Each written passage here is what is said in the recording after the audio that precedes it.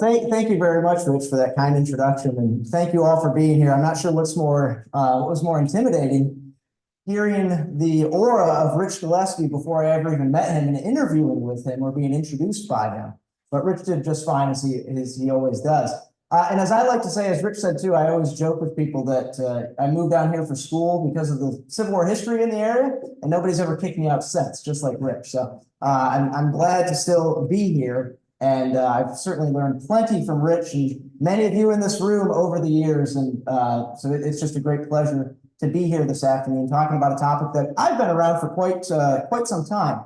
I want to share with you a quick story before we get into the nuts and bolts of John Brown's raid. And I will say that's almost exclusively what I'm going to talk about today. I'm not going to get a lot into the background of John Brown himself, but really focus in on the 36 hours of the raid that took place 165 years ago, starting on Wednesday, October 16th. So we're almost to the anniversary itself.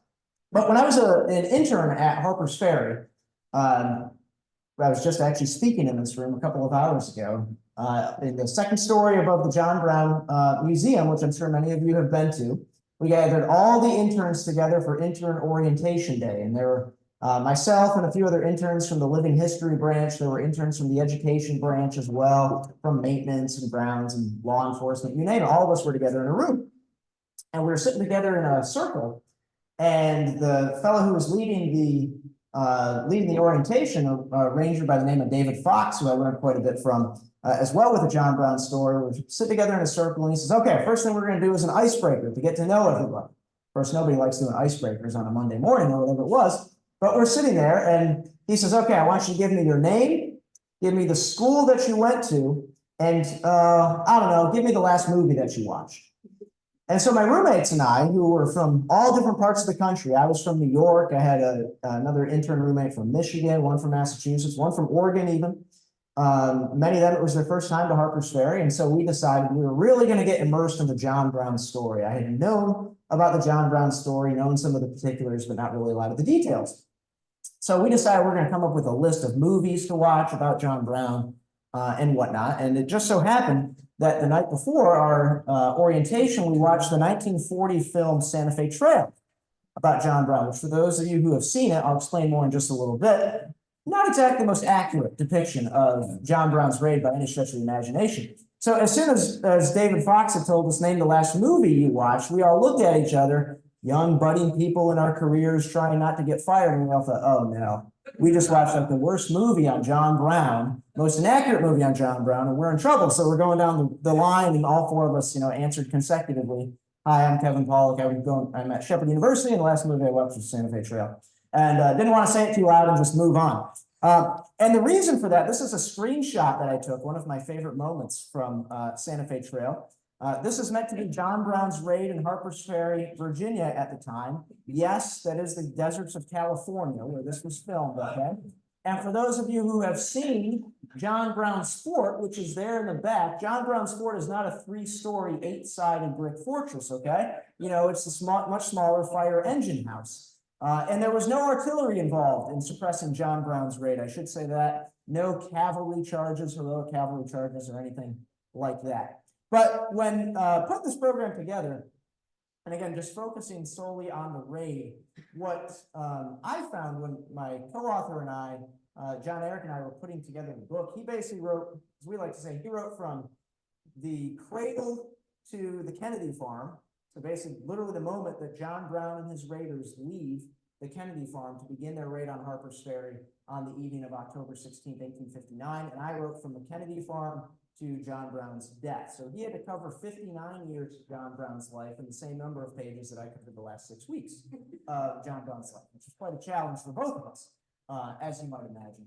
But when writing about the raid and focusing on the raid, I really came to realize that there's a lot, for as much as we know about this very historic event, there's a lot of discrepancies amongst the historiography, the many books written about John Brown, about exactly where did certain events happen during John Brown's raid, and in what order did they happen. So today what I'm going to present to you is my interpretation of those events, and I'm standing up here just saying this is my interpretation. You might disagree with me, and that's perfectly fine. That's the great thing about history. It's not like math where 2 + 2 = 4. We don't know all the answers to history, so I'm just trying to put the puzzle together as best as I possibly can, but I can assure you it's not the 1940 Santa Fe Trail interpretation of how John Brown's raid came to be. So on the evening of October 16th, 1859, a few minutes before 8 p.m., Commander-in-Chief of the Provisional Army of the United States, as it was called, John Brown, 59 years of age, at that point, a man who since the age of 12 had decided that it was his sole objective in life to extinguish the institution of slavery throughout the United States, gathered 21 other men in the small walls of the Kennedy farm, gathered them together, and began to call a roll. Jeremiah Anderson, Osborne Anderson, Oliver Brown, Owen Brown, Watson Brown, John Cook, John Copeland, Barclay Coppock, Edwin Coppock, Shields Green, Albert Hazlitt, John Cady, Louis Leary, William Lehman, Francis Merriam, Dangerfield Newbie, Aaron Stevens, Stuart Taylor, Dauphin Thompson, William Thompson, and Charles Tidd. After each name was called, somebody would respond here or present, and the roll was called, and Brown then uttered those very famous words, "Men, get on your arms, we will proceed to the ferry."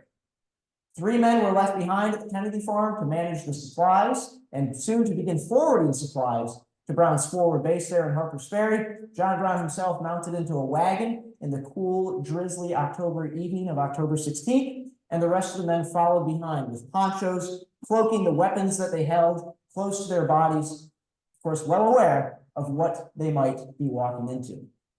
It was a very quiet march. One of the survivors of Brown's raid said that the march was done as solemnly as a funeral procession, was how he put it, as they made their way toward Harpers Ferry.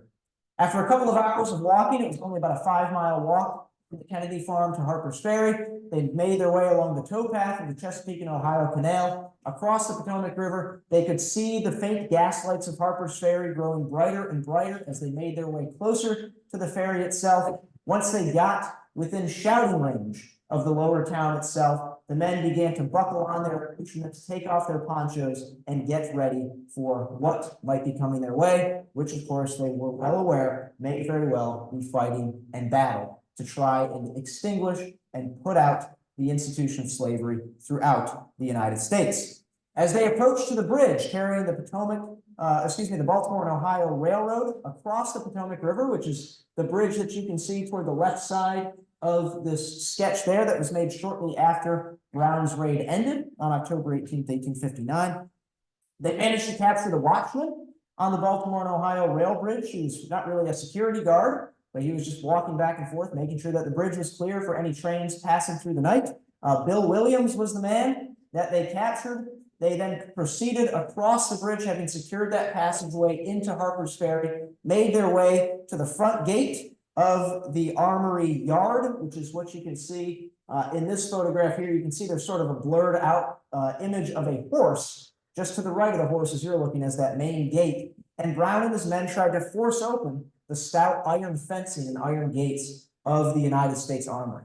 And the United States Armory was really what put Harpers Ferry on the map, not just for John Brown, but many other people. It was a huge industrial complex. It's very hard to get a sense of that today when you're in the lower town Harpers Ferry, because the whole armory, with the exception of one building, is gone. There's nothing left of it. But it was 22 buildings long, extending the length of 6 football fields up the Potomac River from lower town Harpers Ferry, looking in the direction of the photo that you see there. There's only one man on duty on the night of Sunday, October 16th, 1859. He was Daniel Whalen, the watchman, who had a room in the fire engine house, which is the building you see on the left side of the photograph with this cupola on top of it. And Daniel Whalen's job was, again, not to really act as a security guard, but was to make sure that there were no fires in the building in the middle of the night. And if there was, then he was supposed to call out for help. So Whalen heard this commotion at the gates of the Armory yard. He heard men trying to get through. He heard whispers and talk throughout that, and he came out to see what was going on. Unfortunately for him, he approached a little bit close to the iron fencing when a hand reached through, grabbed him by the scuff of his shirt and yanked him up toward the iron fence, and soon enough he was greeted with several firearms right in his face, demanding that he hand over the keys to open up the gate of the Armory yard. He initially refused. It was irrelevant anyway because Brown's men were able to pry it open with a crowbar, and soon enough they were inside of the United States Armory itself. As Daniel Whalen testified later on, a few weeks after this event occurred, he said that soon enough he was greeted by the leader of this band of men, none other than John Brown, of course, the famous face that you see on the right side of the slide there. And according to Whalen's recollection, Brown said to him these words: "I came here from Kansas, and this is a slave state. I want to free all the Negroes in the state. I have possession now of the United States Armory, and if the citizens interfere with me, I must only burn the town and have blood." Very quickly, Whalen became the second prisoner of Brown's force. He was stowed in his room from which he worked, the watchman's room, and soon enough the rest of Brown's force began making their way throughout the lower town of Harpers Ferry to secure other points of interest, namely not only the lower end of the Armory yard, which is where you see the Potomac River and Shenandoah rivers coming together. For those of you that have been to Harpers Ferry, which hopefully everybody in this room has been, and if not, it's 20 minutes up the road, you should go after this. At the area called the Point, Brown's men seized the lower end of the Armory yard. They also seized across Shenandoah Street from the Armory yard the Arsenal Square, the two Arsenal buildings, which is where over 100,000 firearms had been stored or were being stored during Brown's raid. They seized the bridge over the Shenandoah River as well, and then a few men moved downstream to seize the United States Rifle Works, or Hall's Rifle Works, as they were also called, along the Shenandoah River. So all within the first hour or so of Brown's raid, Brown's force had met with some incredibly good success without having fired a single shot. Brown's men then went farther afield. He sent a force out under the command of Aaron Stevens, one of his captains in the Provisional Army of the United States, to make their way west of Harpers Ferry to secure some prisoners and spread word to the local slave population about what Brown and his men were up to. The first place they came to was the home of Colonel Lewis Washington, which is the home you see. Oh, can I use the pointer? Is it working? No, I'm sorry. Maybe not. That's okay. The home you can see in the top right of the screen there, Bel Air, which still stands today just outside of Charlestown. Now it's West Virginia. Of course, it was all Virginia in 1859. Lewis Washington was the great grandnephew of none other than George Washington. And as John Brown would say to Washington once they brought him in there in Harpers Ferry, Brown said to him, "I wanted you particularly for the moral effect it would give our cause, having one of your name as a prisoner." Not only did Brown want Lewis Washington himself, but he wanted certain Washington relics that he knew were in Lewis's possession, namely a pistol that had been granted to General George Washington by none other than the Marquis de Lafayette, and also a sword that had been given to Washington by Frederick the Great. So these were two relics that that Brown wanted in his possession. They were able to force entry into Washington's home. They grabbed some of those Washington relics. They grabbed Washington himself, took a carriage, took a few of Washington's slaves, and one man actually tried to rob Washington of his pocket watch, to which he rebutted that these men had treated him relatively nicely up to this point, and he did not regard them as robbers until they tried to take his watch. And that was enough to throw off the thief there. And Washington was able to keep his watch. But they were thrown into the back of this wagon, started making their way back toward Harpers Ferry when they stopped at the farm of John Allstock, a little bit closer to Harpers Ferry. It's now a piece of Harpers Ferry National Historical Park. That's the home you can see on the bottom right there. Same thing, the raiders used a similar tactic. They used a fence rail to force open the door in the middle of the night of the Allstock family. Lewis Washington, sitting out there in the carriage, said he heard the cries of several women in the house that were screaming, "Murder, murder." But in fact, the Brown's raiders were only there to capture John Allstock, his son, and a few of their slaves, and arm them with the famous or infamous, depending on your perspective, John Brown pikes that you see in the bottom left corner there. Brown had 1,000 of those made for his expedition into the South. And then with that, Brown was able to bring those prisoners. Brown's men brought those prisoners down to Harpers Ferry itself, where they were kept in the impromptu headquarters of Brown's force, which was the fire engine house at the lower end of the Armory Yard. So again, by 1:30 in the morning or so, things had gone exactly according to plan for John Brown and his force. However, fate would soon intervene, and almost from this point, things never began or continued going well for Brown at this point. At 1:25 in the morning of October 17th, very early that Monday morning, an eastbound train on the Baltimore and Ohio Railroad came chugging through Harpers Ferry. It slowed, of course, because it was night, it was dark. They had to navigate passage across the Baltimore and Ohio Railroad Bridge, which was completely dark at the time. And the conductor, Andrew Phelps, was not greeted by the night watchman. Of course, Bill Williams had been captured. His shift ended at, well, technically it ended at 10:30, according to Brown's men. It was supposed to end at midnight, where he would be replaced by an Irishman by the name of Patrick Higgins. Higgins was 10 minutes late to work that night. He showed up not at midnight, but instead at 12:10. When he got to the Maryland side of the bridge, he thought something was fishy because the pegs that were used to denote the time of when the bridge watchman made it back and forth across the bridge, the last box that peg sat in indicated that it was 10:30 p.m. Williams had been missing for the last 90 minutes. So Higgins began slowly moving from the Maryland side to the Virginia side of the bridge. He was greeted by two shadowy figures about halfway across the bridge. They yelled something out to him.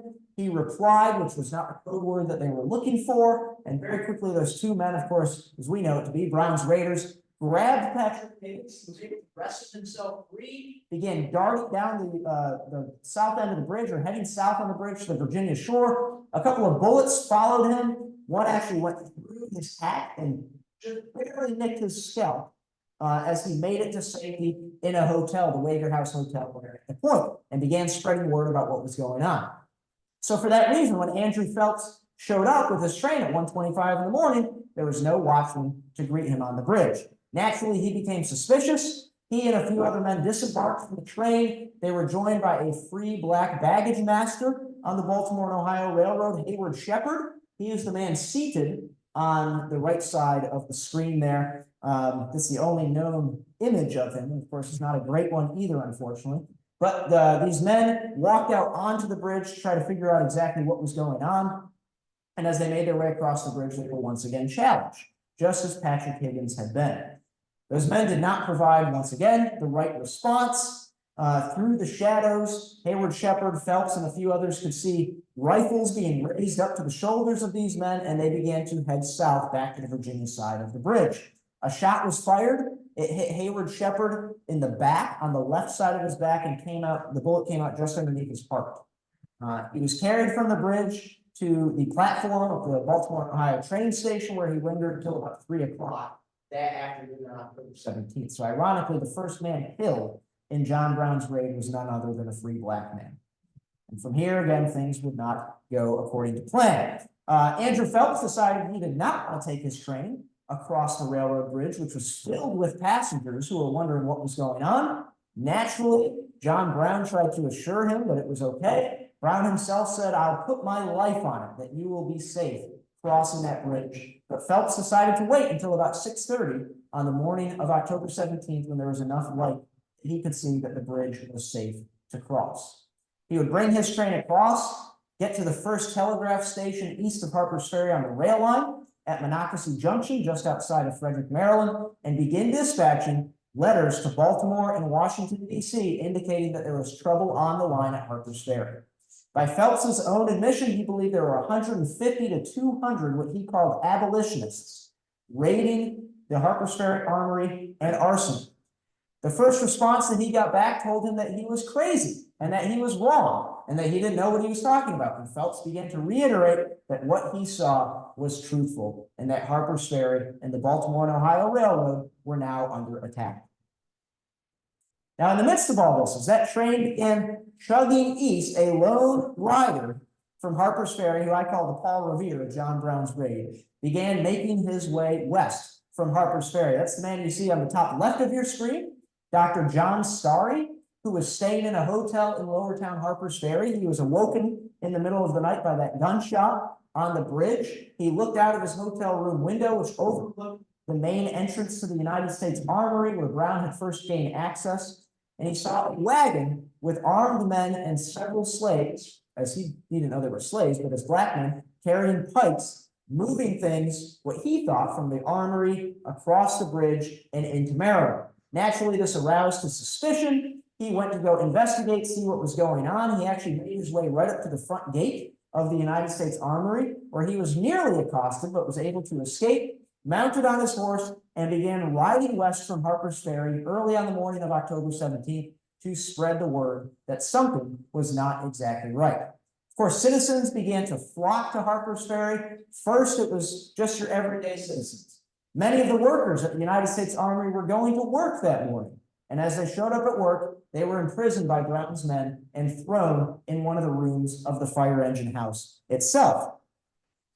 Soon enough citizens realized and became smart as to what was going on that they refused to approach the lower end of the United States Armory, and they began to set up positions along Camp Hill, at a piece of high ground west of Harpers Ferry, and try to figure out what exactly was going on. Now, thankfully for that group of people and group of citizens that were gathering atop Camp Hill, a few of them were workers at the United States Armory. And for once in Harpers Ferry's life, Mother Nature had come to their rescue. A few weeks before Brown's raid, it was feared that the waters of the Potomac River would rise out of its banks and flood the lower town of Harpers Ferry. So because of that, the Armory workers took many of the firearms out of the Armory and Arsenal buildings and moved them to higher ground just outside of the Armory. Of course, John Brown was not aware of that, but these few Armory workers were. And so they snuck into the upper portion of the United States Armory. They grabbed a few guns, but more importantly, they grabbed bullet molds and percussion caps and whisked them away up onto Camp Hill. And soon enough, civilians came out with any lead that they had in their homes, pewter dishes and pewter plates, and began melting them, pouring the melted lead and pewter into those bullet molds that these few Armory workers had found. And there were the first bullets that would be fired at John Brown and his men. The civilians themselves began to take it on themselves to try and get these strangers, these intruders, these invaders, as they would have viewed them, out of their sleepy little town. One of the first civilians to try to do that was an Irish grocer by the name of Thomas Borley. He approached with a shotgun in hand to the corner of Shenandoah Street, which is the street that kind of moves parallel with where I was standing when I took this photograph, and High Street, which is the street between the buildings running away from Arsenal Square. You can see actually one of the foundations of the Arsenal building toward the left front, and then the Armory Yard and John Brown's Fort, as it came to be known, would have stood sort of to the right front of the image here. Thomas Borley, as he was making his way down to that street corner, was struck in the chest, killed almost instantly by that fire, and now you have two citizens of Harpers Ferry who have been killed in this growing and developing fight right there in the streets of Harpers Ferry. Recognizing that this was not what he wanted to do, John Brown tried to broker a ceasefire with the local civilians. He also was able to manage a deal to get 45 breakfasts made at the local hotel for Brown and his prisoners, though Brown and his men mostly refused to eat that because they were worried that it was poison. And so many of them went hungry for most of the duration of the 36 hours of the raid itself. But one prisoner, actually by the name of Joseph Brua, volunteered to leave the engine house to try to negotiate a ceasefire, and promised Brown that he would actually come back and renew his status as a prisoner. He did do exactly that, but he was not able to renew or negotiate a ceasefire at that time. So throughout the morning of October 17th, there was sporadic gunfire at Brown's force that was still spread pretty widely throughout Harpers Ferry itself. Soon enough, though, local militia began to arrive and began to gather. The first militia to arrive were from neighboring Charlestown, about 6 miles west of Harpers Ferry. This was the county seat of Jefferson County. They're under the command of an old Mexican War veteran by the name of John Rowan. All told, all the militia and all the civilians who gathered there atop Camp Hill were under the command of a man named Robert Baylor. And at about 11 a.m. on October 17th, Baylor was able to gather up enough men and come up with a plan to try and squeeze Brown's force into a small portion of Harpers Ferry where they could be surrounded. The Jefferson Guards, which was Rhodes' company from Charlestown, managed to make their way across the Potomac River upstream from Harpers Ferry. They crossed the river in a few skiffs. I wouldn't dare do that today in the Potomac River, but they made it and began making their way down the towpath of the Chesapeake and Ohio Canal on the north side of the river. Their objective was to cut off Brown's escape route back into Maryland. In the meantime, two other companies formed under prominent local citizens from Charlestown, one under the command of Lawson Botts, who, weirdly enough, would actually come to be one of John Brown's defending attorneys during Brown's trial weeks after this. He was leading forces out against Brown's men here. He was tasked with seizing the bridge over the Shenandoah River. Another man who would become John Brown's jailer by the name of John Avis was tasked with securing buildings around the Arsenal and Armory buildings themselves. Incredibly enough, this three-pronged attack worked. Brown's men were driven off the Baltimore and Ohio Railroad Bridge. This is one of the sketches that was made of the actions there at Harpers Ferry at the time. You can see Brown's men being driven off the bridge and fleeing back toward the Armory yard itself. One of Brown's men who was driven off the bridge was a 44-year-old man by the name of Dangerfield Newbie. Newbie was quite an interesting character in Brown's force. Many of Brown's men were young, in their late teens, early 20s. With the exception of John Brown, who was 59 years old in October of 1859, Dangerfield Newbie was the oldest of Brown's raiders, again, somewhere in the ballpark of 44 years old. Dangerfield Newbie was a mulatto. He had a black mother and a white father. He was born into slavery in Culpeper County, Virginia, actually Rappahannock County, Virginia. He married a fellow enslaved woman of his who was owned by a different person by the name of Harriet. And together they got married, which of course wasn't necessarily legal in Virginia at the time, but they got married and raised a family together.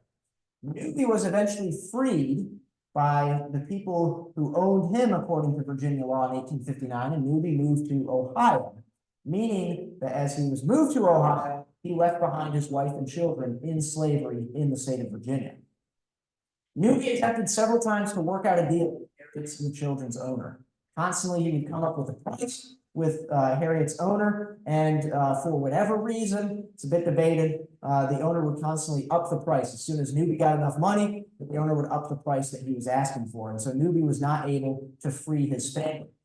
Harriet, however, who was semi-literate, which of course it was technically illegal for slaves to read and write in the state of Virginia at that time, but many did learn to read and write, wrote several letters to Dangerfield Newbie, and one of them I've quoted just in part up there. It says, "Dear husband, master is in want of money. He may sell me.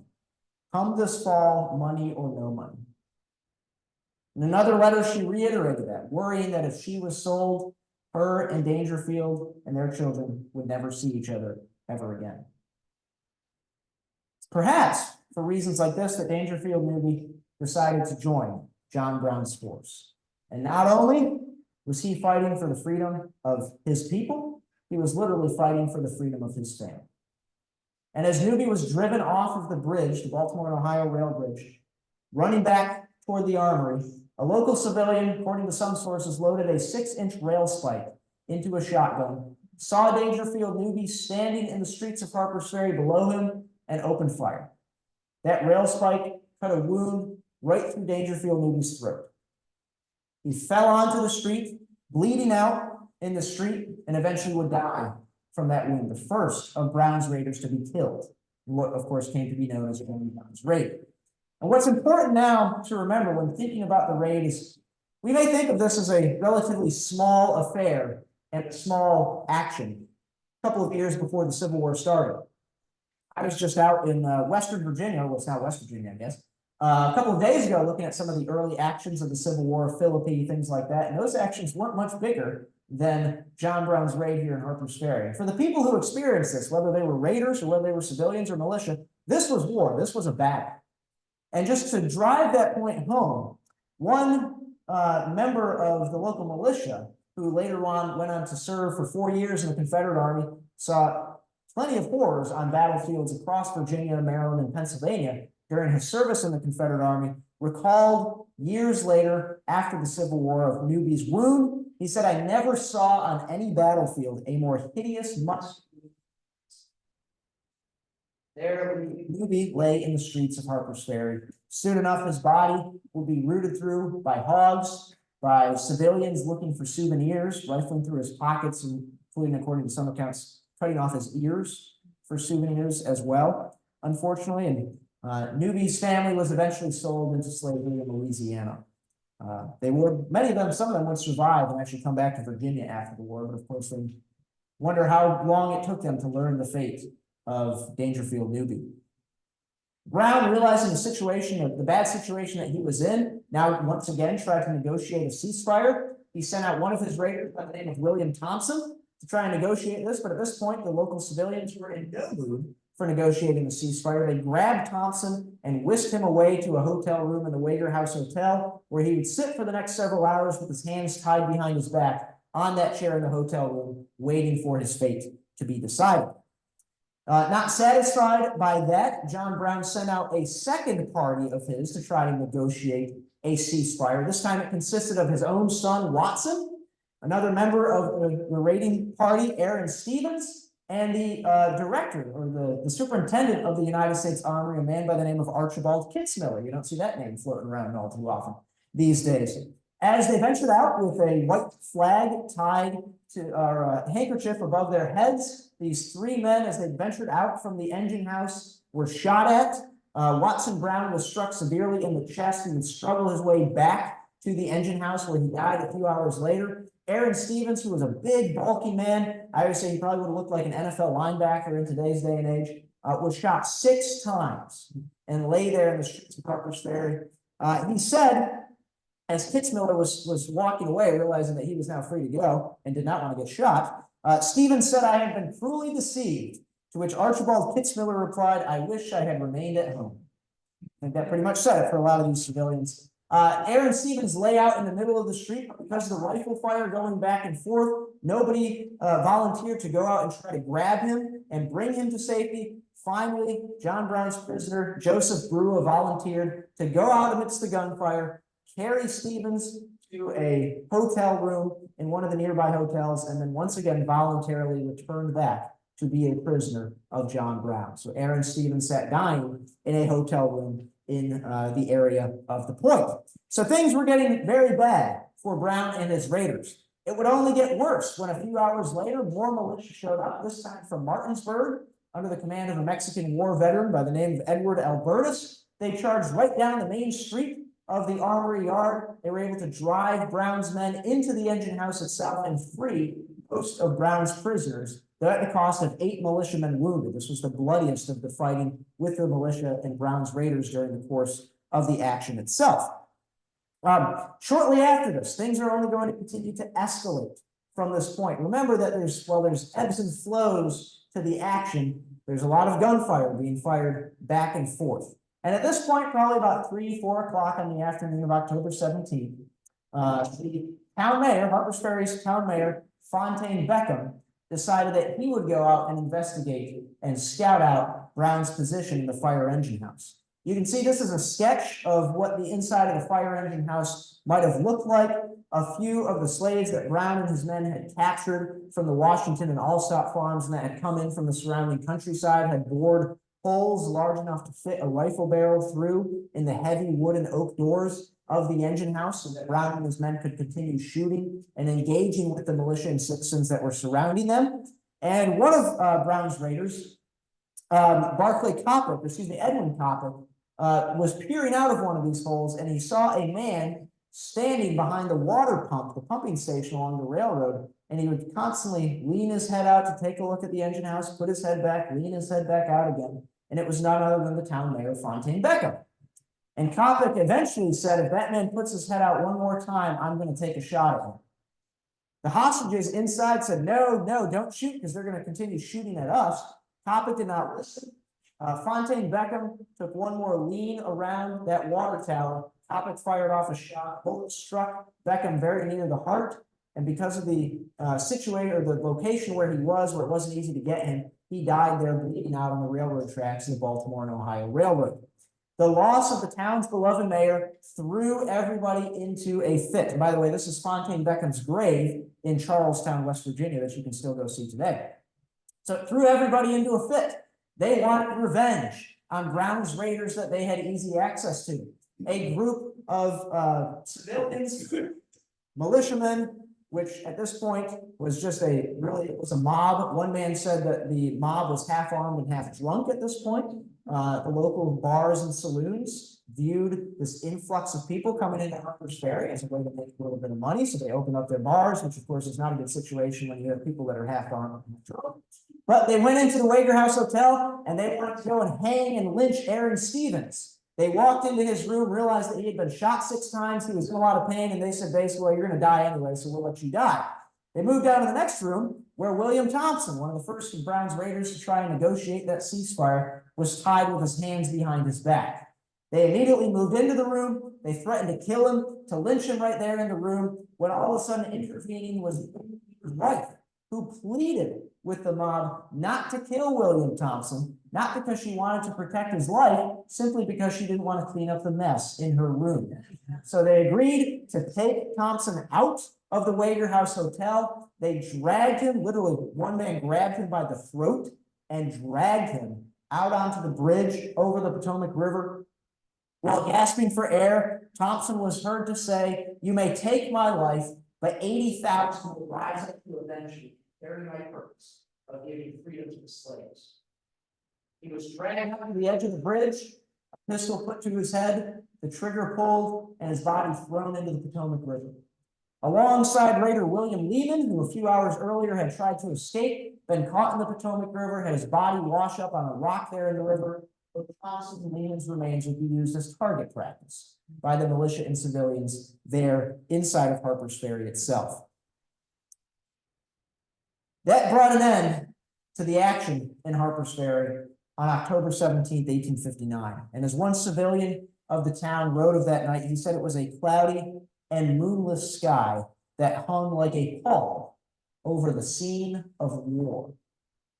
War is how he described these actions in the streets of Harpers Ferry. War had come to this town of 3,000 people. Fighting had now come to this town of 3,000 people. And militia, citizens, and Brown's raiders were killing each other, of course, over disagreement over many things that trace their way back to the disagreement over slavery. Now, while the militia was holding its own and hemming Brown's force in at Harpers Ferry, the wheels of the federal government were moving to send help out to Harpers Ferry itself. Those first dispatches from Andrew Phelps had made their way to Baltimore and then to Secretary of War John Floyd's office in Washington, D.C., where standing outside of his office, or sitting outside of his office, was an Army lieutenant by the name of James Ewell Brown Stewart, or Jeb Stewart, as he's better known today. Stewart said that he accidentally, those are his words, they probably weren't accidental, overheard there was commotion going on at Harpers Ferry.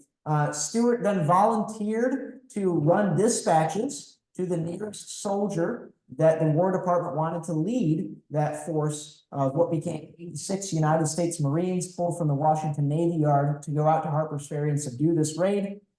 And that man was none other than Army Lieutenant Colonel Robert E. Lee. Of course, is pictured there in the upper right. This is probably as Lee would have looked during his time at Harpers Ferry. The Marines left in such a hurry that they actually left without Lee and Stewart accompanying them.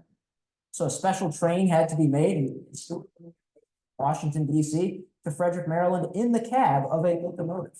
They left in such hurry that Lee did not have time to go back to his family at Arlington and let them know what was going on. He simply had to write a note to them and have it carried to the house. He also didn't even have time to go home and change into his Army uniform. And so Lee was leading these 86 Marines in civilian clothes. Jeb Stewart did manage to borrow somebody else's Army uniform to at least wear that while accompanying Lee as an ad hoc staff officer during the raid itself. They made their way to Sandy Hook, Maryland, right across the Potomac River from Harpers Ferry at about 11 p.m. on the evening of the 17th. Lee quickly realized that it was dark. He did not want to endanger the lives of Brown's hostages, and so he decided to wait until daylight to attack the fire engine house, which was basically the only piece of Harpers Ferry that Brown still had under his control. He'd lost the arsenal, he'd lost the bridges, he'd lost Hall's Rifle Works as well. Lee recognized the important role that the militia had played in subduing or helping to hem in Brown's raid, and so he actually offered the militia the task, or the honor, as they would have put it, of taking Brown's men and storming the engine house. And one of the militia officers said to Lee, "We have wives and children. You all get paid to do this business, so you go ahead and do it." So Lee hatched out a plan by about 6:30 on the morning of October 18th. He created a storming party of 12 Marines under the command of Lieutenant Israel Green. Under the cover of the remaining darkness of that morning, October 18th, they moved behind the fire engine house, which you can see in the sketch here, and positioned themselves on the right side of the house for the building, where they could not be seen by Brown and his men because there were no windows low enough for Brown and his men to be able to use. Then at about 7 a.m., Lee's ad hoc staff officer, Jeb Stewart, went forward to the doors of the engine house to present terms of unconditional surrender to John Brown and his men. Stewart knocked on the door in the growing sunlight of that morning. The door cracked open about 4 inches, and Stewart could see inside several men armed with Sharps rifles. Jeb Stewart very quickly recognized that it was John Brown who was leading this raid. There was some debate about that. Stewart knew Brown because they had run into each other out in Kansas in the years leading up to Harpers Ferry. And Stewart presented these terms of unconditional surrender to John Brown. Now, Stewart was under orders from Robert Lee under no conditions to negotiate with Brown and his men. Brown tried to hassle with Stewart. He tried to tell Stewart that if you will back off, I'll take my men, I'll take my prisoners across the bridge into Maryland. Once I get over there, I will leave the prisoners behind to put them in your care, and then my men will take off and run and get a head start. And Stewart said, "No, absolutely not. It is not my job to negotiate with you." Stewart stepped away from the door, waved his hat, which was the signal for the Marine storming party to come in and begin their assault on the engine house. Now, these 12 Marines were going in with bayonets fixed and muskets unloaded.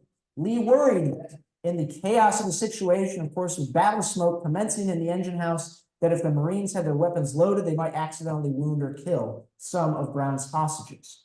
So they went in with bayonets fixed behind 3 men carrying large sledgehammers, who ran up to those heavy wooden oak doors and began pounding the doors, trying to gain entry to the engine house. Turns out that those sledgehammers, as heavy as they were not enough to break through the doors of the fire engine house itself.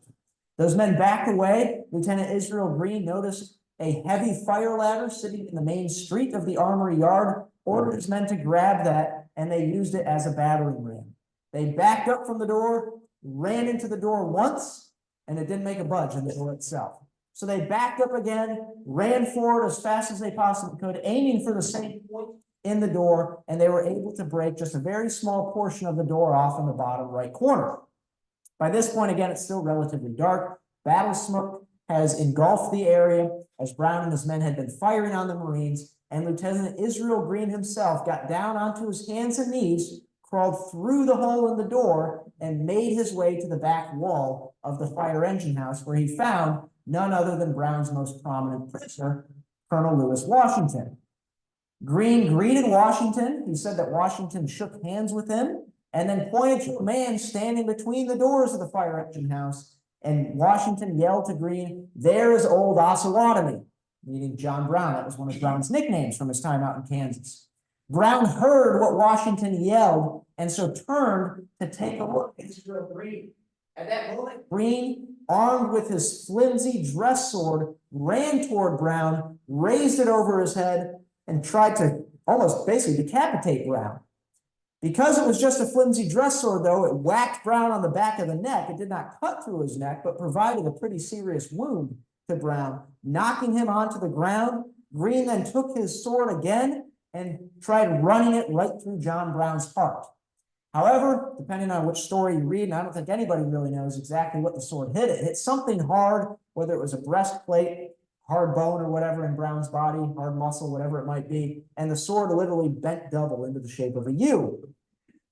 Green then proceeded to pound Brown a couple more times to subdue him. More Marines rushed into the building. Second in was Major William Russell, who was actually just a paymaster of the Marines at the Washington Naval Yard. He was not a combat officer, and that shows because he ran into the engine house armed with nothing but a cane. That was it. 2 more Marines came in after him. The first one was Private Luke Quinn. native Irishman, he had less than a year left on his term of enlistment before his time in the United States Marine Corps was done. As Quinn crossed the threshold, crawling through that hole in the door, he was shot and killed right there on the threshold. Another Marine came in by the name of Matthew Rupert, who was wounded, and soon more and more Marines came in. They bayoneted several of Brown's men. Several of them surrendered, and as Lieutenant Israel Green later wrote, the whole affair was over in just under 3 minutes. It was a very quick fight, and in 36 hours, from the time it began to the time Brown was captured and his raid was subdued, the raid came to an end, and not a single slave had been freed by Brown and his men. Overall, in those 36 hours, of the 22 raiders involved in the action, 10 were killed, 7 were captured, and would later be executed, including John Brown himself on December 2nd, 1859, and 5 escaped and lived lives after John Brown's raid on Harpers Ferry. Of some of the local slave population that was caught up in the raid, 1 actually died during the raid. 2 slaves died from after effects of the raid as well. And then for the other local civilians, 4 civilians were killed as a result of Brown's raid. And of course, one soldier was killed, that being Luke Quinn, as he made his way into the engine house. A total of 9 civilians were wounded during the course of the raid itself. What I want to drive home to you with the story of Brown, I want to leave it here. We're not going to, of course, I will give you the spoiler alert. John Brown is executed on December 2nd, 1959, and dies as a result of the raid. But I want to end the story on the morning of October 18th, 1859, when the wounded Brown was carried to the nearby paymaster's office. And Brown began to use another weapon at his disposal to spread the ideas that he wanted people to know as to why he came into Harpers Ferry and did what he did. He used words. But words have been something that had been used for a long time across the United States of America to try to settle the issue of slavery.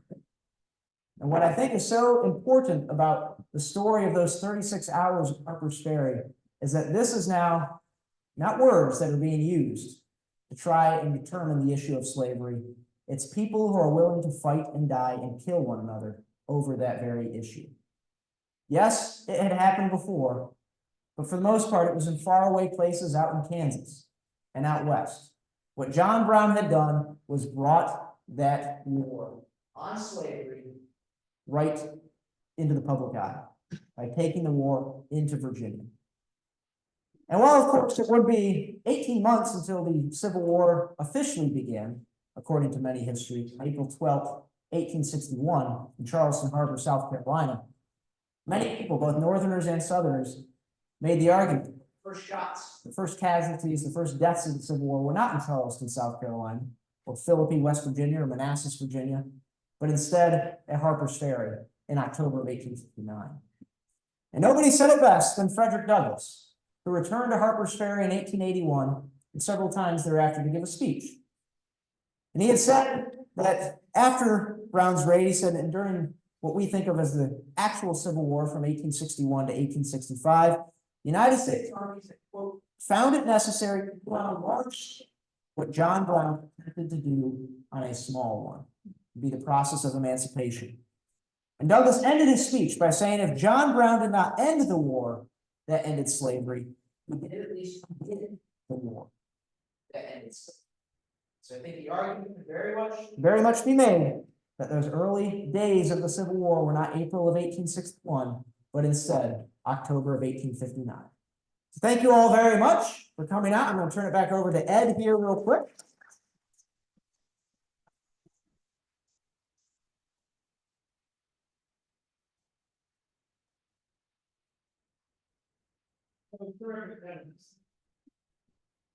What we do now, as many of you know, notice when you came in, we did not sell you a ticket or charge admission, but we do pass the hat. So I think Mike, Nancy, Gina, we will be passing a hat or a basket, an offering plate, if you will. Be generous, and then we'll take questions. Kevin will take questions.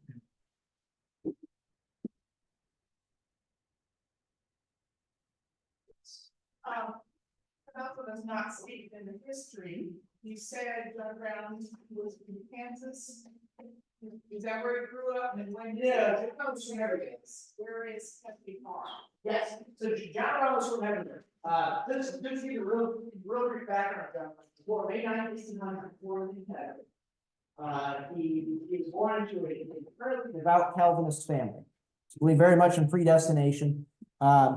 Brown's family moved all over the place. They were certainly a result, certainly a result of the fluctuating markets. And Right, with the questions, I'm gonna try and pick them up, or I I really can try using this mic. For a while, he grew up in Kansas, by his sons to try and what became leading Kansas was a determination of popular sovereignty. The idea was that settlers would move out to Kansas and then they themselves would decide if that land should be slave or free. And of course, that created all sorts of violence that Brown was certainly a part of. He did order the executions of 5 pro-slavery men at Potawatomi Creek in May of 1856, which is really put Brown on the board, if you will. But from a young age, Brown said that he had dedicated his life to trying to end slavery. When he was about 12 years old, he was moving cattle with his father during the War of 1812 out in Ohio. And according to Brown's own recollection, slave boy who was about his same age got beaten with a shovel, an iron shovel. And Brown, at that point on in his life, he dedicated himself. That's where he really saw the evil of slavery. And it was shortly thereafter that he would dedicate himself to the destruction of slavery. Brown's plans, as he would put it, I mean, he was involved out in Kansas, as I mentioned, but he sort of, I think, realized that he could not carry out his plans of trying to end slavery forever out in Kansas. He wanted to do what he called was carry the war to Africa, not actually talking about the continent of Africa, but carrying the war into the southern states where slavery was legal. And that was something Brown had considered for a long, long time. He had been a land speculator for Oberlin College, which was a very heavy abolitionist school out in Ohio. They were looking at some land out in Western Virginia. And in the 1840s, that's where Brown really got his first taste of the Appalachian and Allegheny Mountains. And he said from then on out, he recognized the importance of those mountains. He said they almost pointed like a dagger into the heart of slave territory. And what Brown wanted to do based on that was basically prosecute what he called the lightning war. So move along the spine of the mountains further and further south and occasionally come down the mountains, raid plantations, raid farms, free slaves, bring them back with him into the mountains and continue moving south and basically just economically undermine the institution of slavery, was his idea. And that all culminated in 1859 at Harpers Ferry. So Brown was very much playing a long game, and this was not something that he just decided one day, hey, I'm going to get a bunch of guys to go attack Harpers Ferry. He's been planning this for years prior to that. Oh, the Kennedy Farm, yeah. So the Kennedy Farm is, it's off of Chestnut Hill Road, in Western Maryland. You can still go find it today, driving along 340, either heading to Harpers Ferry or Harpers Ferry up towards the you'll see the sign. It's called John Brown's headquarters, is what they call it. It's one of those Brown Maryland history signs. It's privately owned, but you can pull into the driveway. There's a Civil War Trail sign there, and you can go see it today. So it is still a site that you can see. It's been nicely restored to its 1859 appearance as well. And it's just 5 miles up the road from Harpers Ferry. Yep. Before we take any other, we are recording this on Zoom, so we post it on the website. So ask your questions loudly, and maybe Kevin, if you remember. Yes, I can. Yeah, Repeat the questions so that people know what you're answering. I can do that. No problem at all. Absolutely.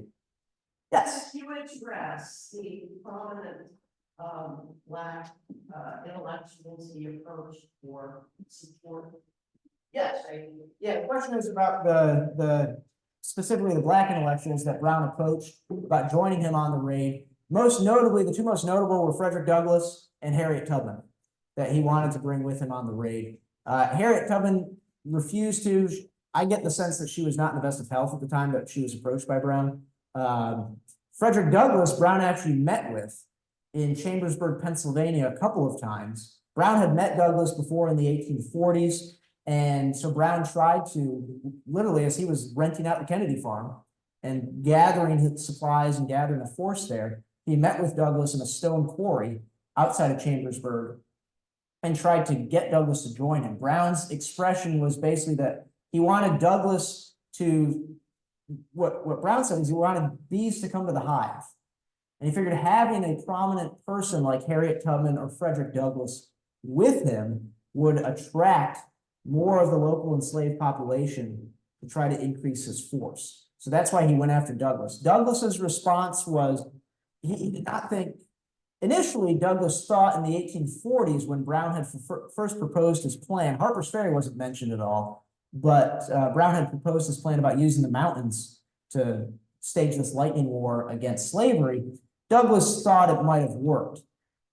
Douglass, I think, did not realize how much Brown had matured his plans and focused on Harpers Ferry. And so when Brown presented his plans to Frederick Douglass, Douglass's response was that Brown was walking the perfect steel trap. And so Douglass was accompanied by one man who was a former slave that had been born in South Carolina by the name of Shields Green. His nickname was Emperor. And Shields Green, the story goes that Douglass refused to go with Brown when they met at the stone quarry, but Shields Green said, I think I'll go with the old man, was his response. And so Shields Green ended up going with Brown on the raid, and he was later captured and executed. Brown did work with other Black intellectuals. He had formed the Chatham Convention, I've been a part of the Chatham Convention in the late 1850s in Canada to try and draft basically a provisional constitution, not basically, it was a provisional constitution. One of the men involved in that was Martin Delany, who was from Charleston, Virginia at the time, born into slavery, but Delany became one of the first Black officers in United States Army history. So Brown was very in tune with the Black population that were abolitionists. Of course, he also had the support of 6 people who were involved in philanthropy, who were pro-abolitionists that became known as the Secret Six. They supplied Brown with money, they supplied Brown with arms, information, things like that as well. So Brown had a lot of support. The thing that was unique about Brown is, I think, best summed up by Frederick Douglass. Douglass said, I could live for the slave, but he could die for the slave. And that's what I think differentiated Brown from a lot of people, is that Brown was willing, not saying Frederick Douglass was a coward or anything like that, but John Brown was really willing to take the war as he viewed it. He said slavery is an act of war. He was willing to take the war back to the institution of slavery, whereas a lot of the other abolitionists throughout the North were not. And that was something that really made Brown, in his last 6 weeks of his life, he became a martyr for that throughout the North. And that's something that made him somebody that not only would Northerners look at and kind of scoff at, but say, hey, we don't agree with how he did this, but we agree with what he was trying to do. And that's something that becomes important for Northerners and helps drive the rift between North and South even more, as Southerners say, look at this, they're closing down shops, they're ringing church bells at the moment of his execution, they're basically worshiping him as a saint, is how they put it. So, yeah, a quick follow-up, yeah. And then later. Yeah, so Brown used Chambersburg. The question was what brought him to Chambersburg. That was Brown's staging area, essentially, where those supplies coming in from the North would be sent to the Mary Rittner boarding house. It's still a house today. It's a museum that you can go see in downtown Chambersburg. He had a few men left back there that were operating. They were gathering supplies, and then they would forward them to Brown at the Kennedy farm. So that's why they were back in Chambersburg. And that's why Brown would go back and forth between the two, was to manage the operations between Chambersburg and the Kennedy farm. Yep. Yes, sir. I guess I'm a little confused why he picked Harpers Ferry. Where I'm going, certainly he knew the amount of militia that was watching. So was he anticipating bloodshed, or was he hoping for a peaceful resolution that this would at least get him to the table with the. I think Brown did not want bloodshed, but he was willing to go to that if it required it. And of course, obviously he did. Why Brown chose Harpers Ferry, which was the question. There's a lot of reasons why Harpers Ferry would have been chosen. within the 6 counties, including Jefferson County and surrounding counties, there was a population of about 22,000 slaves. So he had it well to draw from if he was successful to try and undermine slavery itself.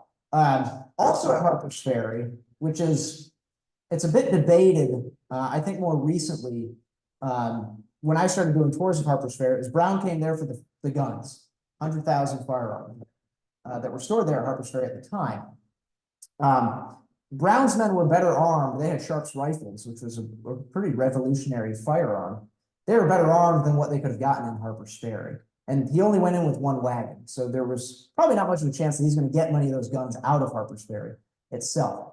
But I think he chose Harpers Ferry because of guns for 2 reasons. One, by him capturing the armory and arsenal, it could deprive the local militias and citizens of using those guns against him, which is one thing.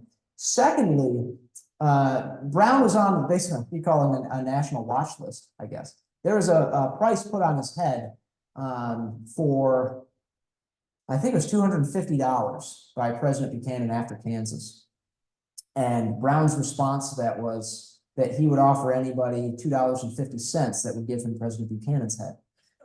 So Brown didn't really take that very seriously. He wasn't too worried about that. Where I'm getting at that is Brown and Buchanan had sort of had a spar a little bit, not personally. They never met each other personally, anything like that. But in Missouri, in the 1850s, there was a federal arsenal there, not an armory, so not where they were making guns, but an arsenal at Liberty, Missouri. And pro-secession, pro-slavery ruffians, as they were called, had raided the arsenal to get guns to bring back into Kansas to use to fight against anti-slavery settlers. And there was absolutely no consequences of that from the federal government. And so I think part of it was Brown saying, well, if these guys can do it, so can we.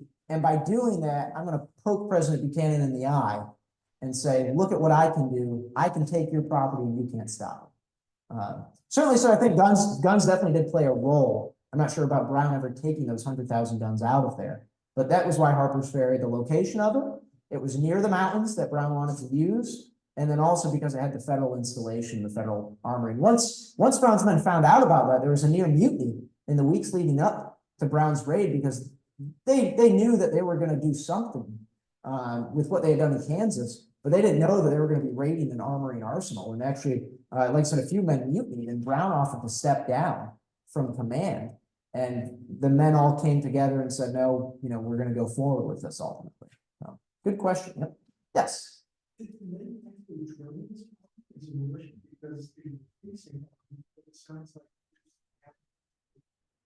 Question was, did the men train as an army? The raiders themselves, I assume you're talking about. Yeah. So they did of sorts. Many of the men were out in Kansas, so they had been involved in some paramilitary actions, I guess you could say, out in Kansas. Brown did also hire a drill master by the name of Hugh Forbes, an English drill master for a time, to train the men to write a manual on guerrilla warfare as well that the men could study from. But Brown and Forbes had a falling out.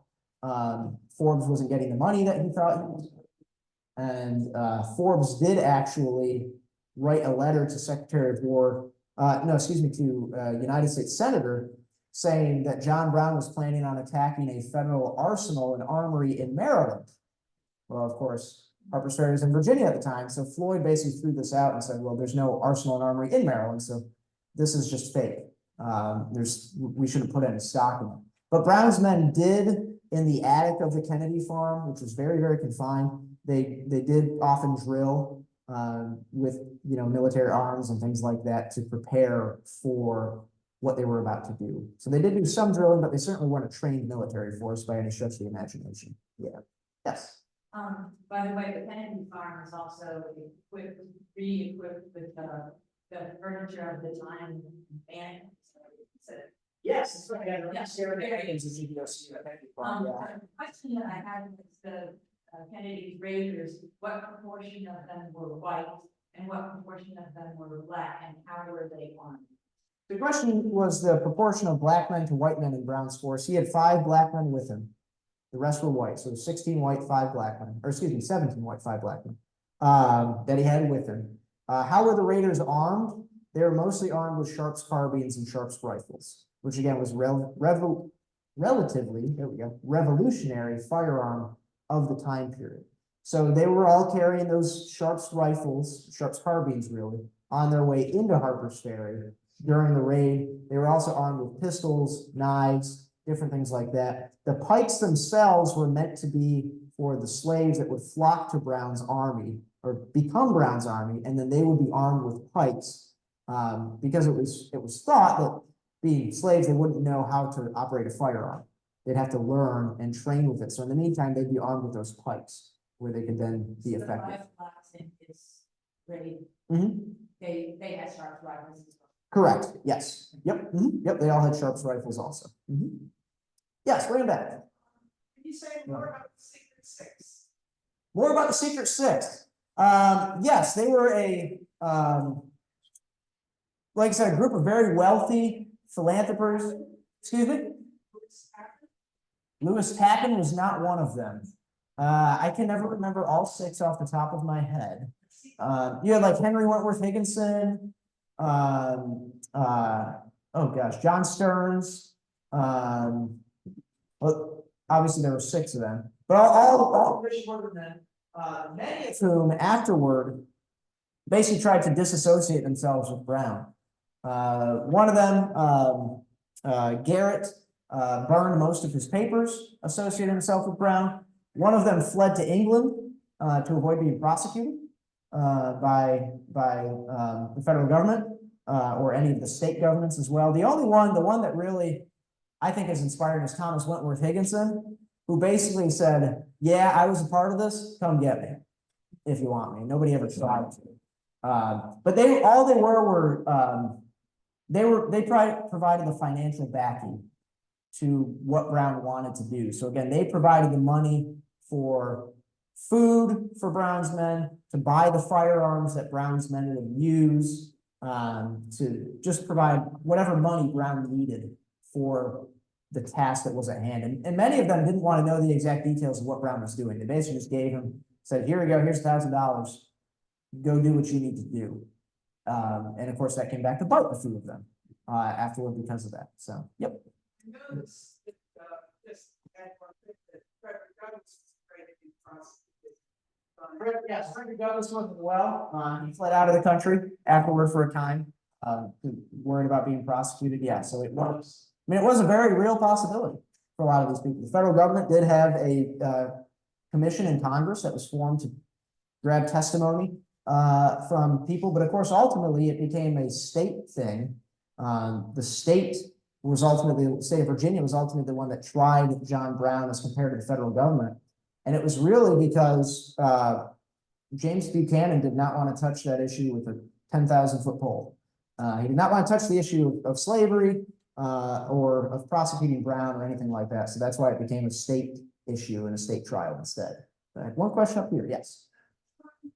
Brown assumed that slaves would leave their community and by occasion to come down.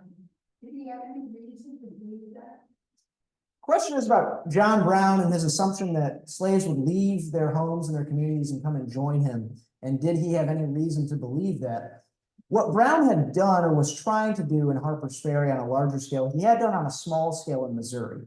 He had taken slaves from, well, he had rescued slaves from their homes and their properties and had moved them, actually all the way, he escorted them all the way to Canada. So he had done this before, just on a small scale. Now, in terms of what he relied upon, Brown had eyes and ears in Harpers Ferry well before October 1859.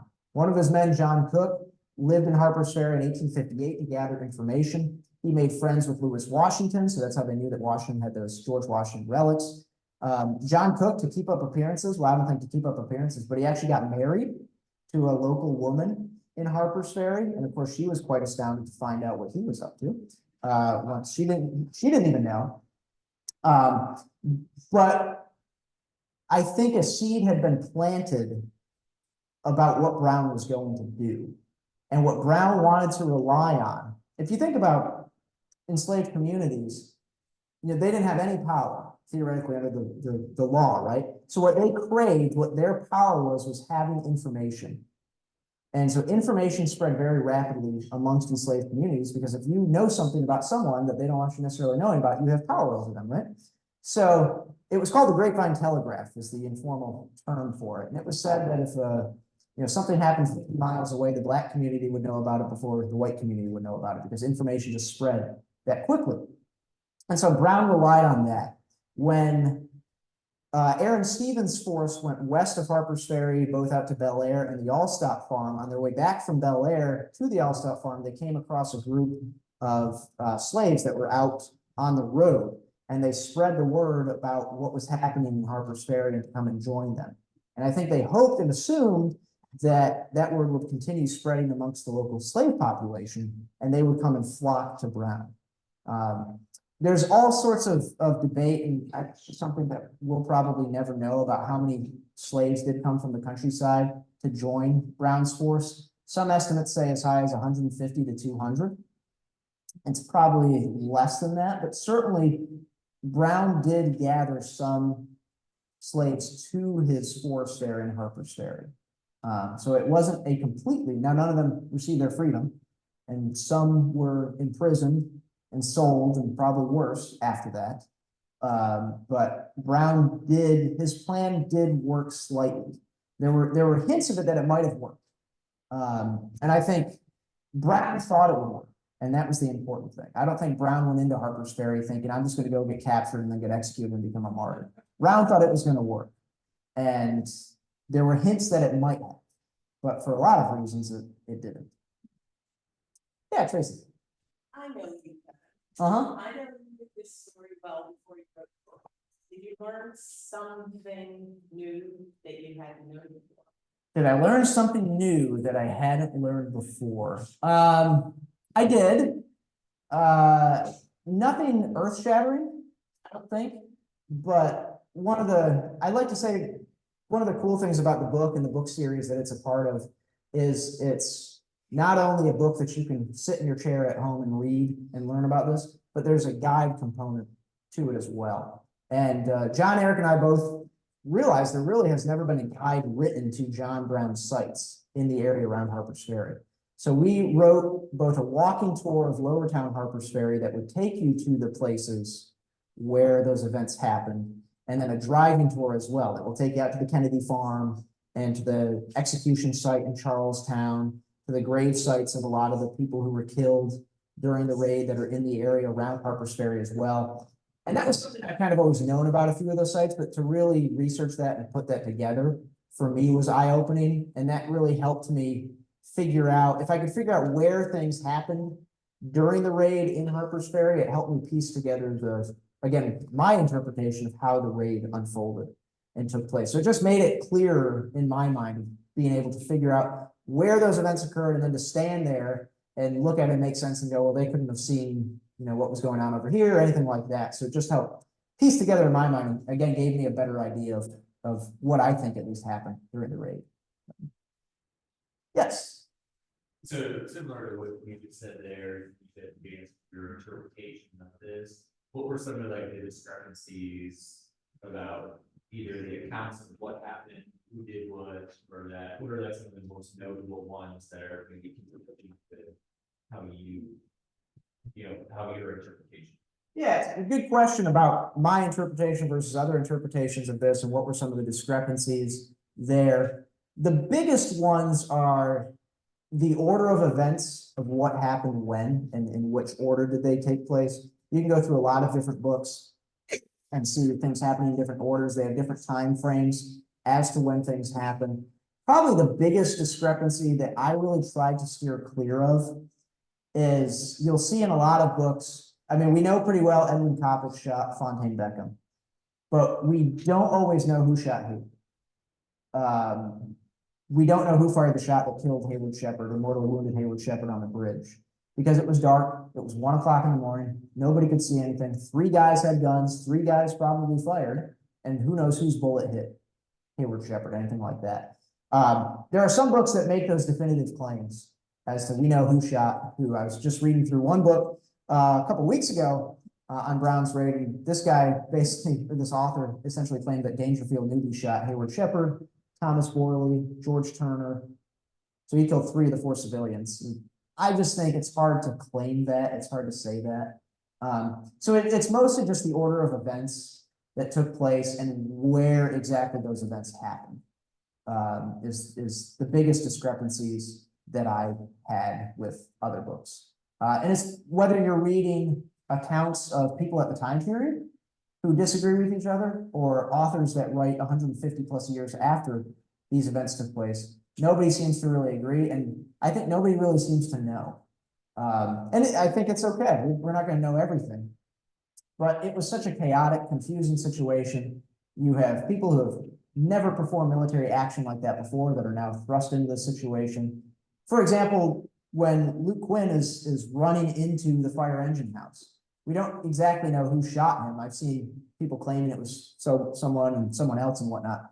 But I mean, the fire engine house, the inside of it is like the length of these pews here and the width of these pews. It's very small. It's early in the morning. It's Harpers Ferry. It's humid. You get all that battle smoke. Nobody could probably see anything in there. So it's hard for me to just say, well, we know for sure that that person shot this person and killed him. So it's nothing major. I mean, ultimately, we know what happens with John Brown's raid, why it was important, and how it ended. But it's just little discrepancies here and there that change from, you know, author to author. So what here it is. Yeah, the historic novel Clouds. Mhm. You know, I understand. Some seem to have recruited into this. I'm wondering if that's historically accurate or Harvest license. Yeah, the question was the novel Cloud Splitter, which I understand. I have not read it. I will. Great book about John Brown. Brown's family was very involved in all of this. That's absolutely true. Brown had 20 children between 2 wives. Not all of them lived to adulthood. If I remember off the top of my head, I think 11 lived to adulthood, which is still pretty incredible for the time period. 3 of his sons were with him in Harpers Ferry. Oliver and Watson both died during the raid. Owen survived because he stayed back in Maryland. He was guarding the Kennedy farm. When Brown was there at the Kennedy farm, he was trying to keep up normal appearances and not arouse any suspicions from the neighbors. So he brought his 15-year-old daughter Annie down to keep the house looking like it was not a house just lived in by a bunch of men. And to basically distract with any nosy neighbors, anything like that, you know, keep an eye out for any nosy neighbors. So Brown's family was very heavily involved in this. One of Brown's sons was killed out in Kansas as well. So it was very much a family affair for John Brown. But while, you know, Brown was the patriarch of that family, and he was very much the patriarch of that movement within the family. One of Brown's sons actually refused to accompany him on the raid into Harpers Ferry because he thought it was basically just a death sentence. But Brown's family, when Brown's wife came down to be with him, she was with him once the night before he was executed. And then she stayed in Harpers Ferry while he was executed in Charlestown. She brought the body back to North Elba, New York, which was their farm where they were living at the time, and that's where he's buried today. Still on the family farm. So the Harper Ferry woman we married for appearance's sake, that was illegal? No, that's not. Oh, Cook, yes, Cook married, yeah. So it was legal. It was a legal marriage. Yep, yeah. I was wondering if the Loudon Militia was stands by. They were, yes. Loud Militia was on standby. Militia came from as far away as Baltimore to help put down the raid, and especially during the execution or during the trial and execution, a lot of the local militias were called up to basically serve as a security force around Charlestown. There was a lot of fear that abolitionist forces, as they were termed, would have come from the north and try to rescue Brown. And so there was, during Brown's execution, it was not a public showing, it was not a public execution. There were approximately 1,500 militiamen surrounding Brown's gallows to make sure that he couldn't escape and nobody could come and rescue him. But Brown's raid really did put not put a target on Southern militia, but it really made a lot of Southerners realize that they need to be more serious about their militia operations. And one of the most interesting things I found is in a Shepherdstown newspaper, Governor Henry Wise at the time was actually taking all of the good arms, the best weapons out of the state arsenals in Virginia and sending them to the Potomac River front to, as he put it, basically prevent an invasion of our state. So that if abolitionists try to do this again, that the militia along the Potomac River and along, you know, closest to the north, closest to those abolitionists would be better armed. in case it ever happened again. And of course, it eventually would in their eyes when April of 1861 rolls around. Yes, one more question. Or however much time you got.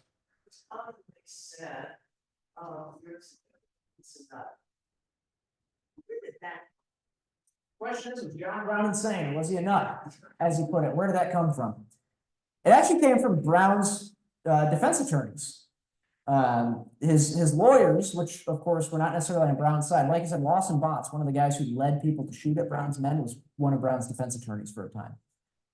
And it was their job to try and protect Brown and to get him as little of a sentence as possible. And a neighbor or a family friend wrote a letter to them saying that there was a history of insanity in Brown's family. And Brown immediately dismissed this. He was actually not aware that they were going to bring it up in the court, that his attorneys were going to bring this up. And Brown was very angry that they brought it up, because I think in Brown's mind, he knew that if he was declared quote unquote insane, yeah, it might save his life, but it would make his goal and his plan look like it was just the efforts of a madman, that this wasn't well thought out or anything like that. So Brown dismissed it, but that has stuck to him ever since. I just gave the same talk a couple of hours ago in Harpers Ferry. And I had someone come to me afterwards and they asked me, they said, have you ever heard that John Brown was deaf? Or maybe had not fully deaf, but had some loss of hearing. And I said, I'd never heard that before. And she pointed me to a book that talks about that. It's all about deafness in the Civil War. And Brown is one of the people mentioned in that. And that apparently the author, I haven't read this myself, so I'm just passing along. The author makes the claim that because Brown may have been deaf, that's why he spoke very loudly, and it may have led some people to think that he was insane.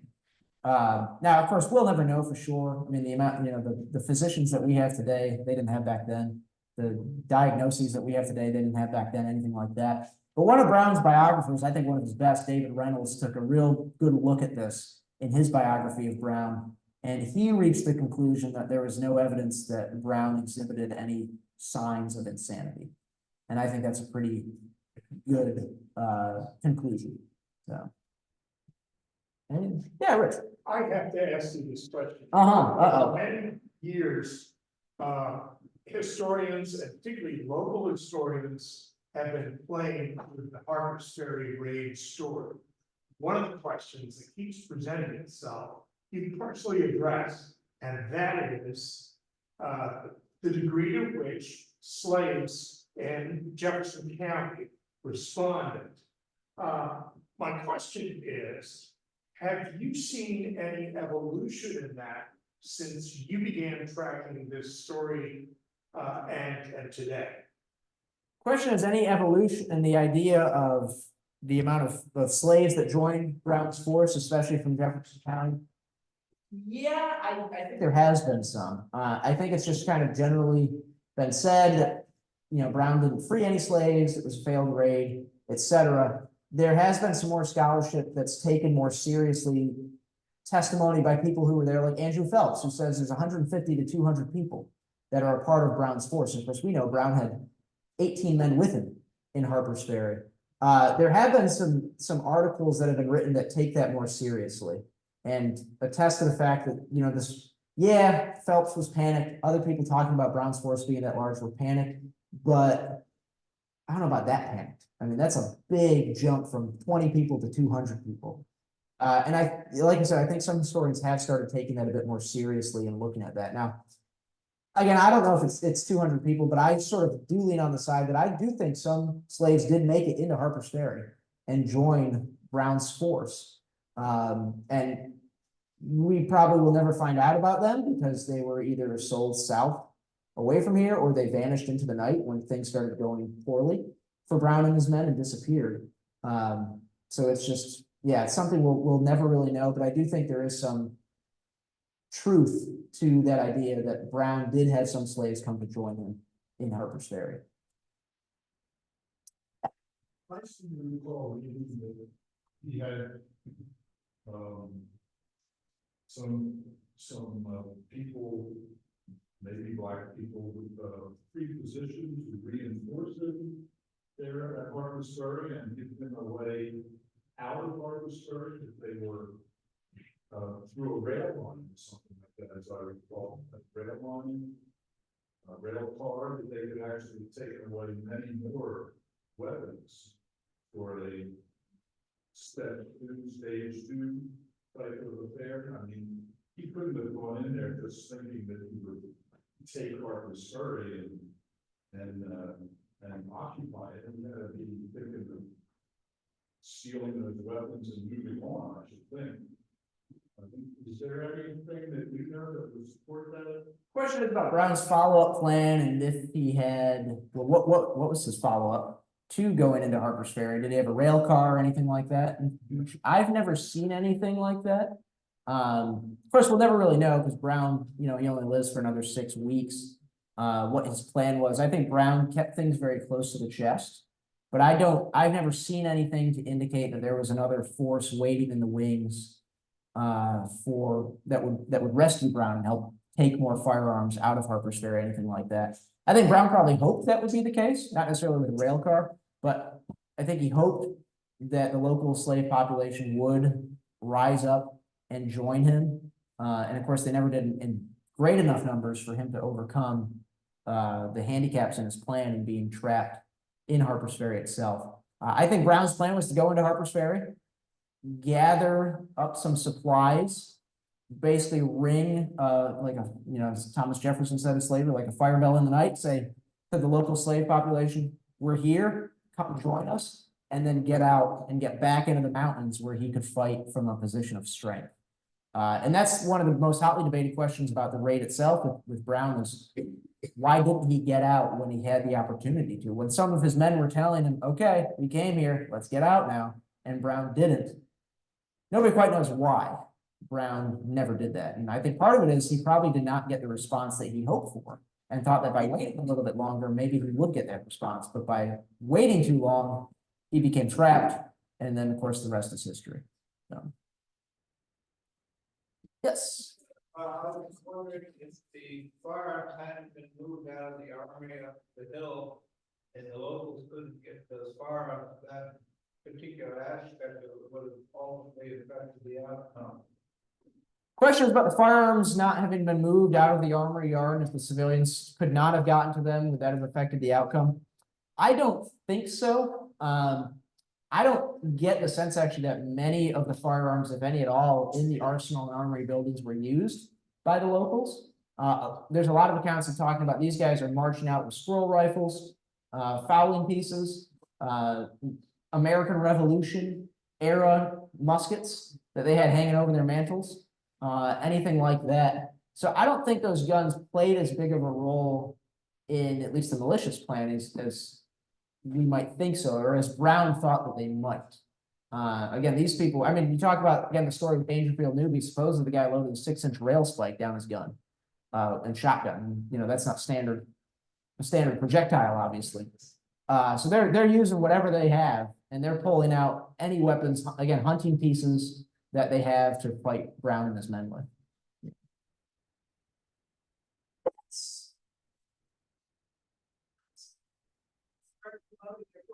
Sure.